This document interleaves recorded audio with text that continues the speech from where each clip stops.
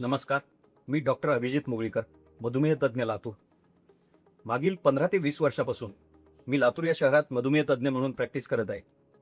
मधुमेहाच्या उपचारामध्ये केवळ औषध गोळ्या किंवा इन्सुलिन आणि वेळच्या वेळेवर तपासणी एवढंच महत्त्वाचं नाही आहे, तर मधुमेहाबद्दल शास्त्रोक्त माहिती जाणून घेणं ही सुद्धा खूप गरजेचं आहे. आज जसं आपण बघितलं, हायपोग्लायसिमिया किंवा लो ब्लड शुगर हे जरी मधुमेहामध्ये दुष्परिणाम असेल, ज्याला आम्ही इमिजिएट कॉम्प्लिकेशन असं म्हणतो, पण ते कॉम्प्लिकेशनसुद्धा किंवा तो दुष्परिणामसुद्धा तुम्ही टाळू शकता. प्रतिबंधात्मक उपचार करू शकता आणि या प्रतिबंधात्मक उपचारामध्ये तुम्ही जर केलं तर नक्कीच तुम्हाला हायपोग्लायसिमिया होणार नाही, म्हणजेच लो ब्लड शुगर होणार नाही. तसंच हायपरग्लायसिमिया म्हणजेच रक्तातलं साखरेचं प्रमाण हे वाढणार सुद्धा नाही. पण ही तुम्ही संधी म्हणून सुद्धा घेऊ शकता. हे संकट तुम्ही संधी म्हणून सुद्धा पाहू शकता.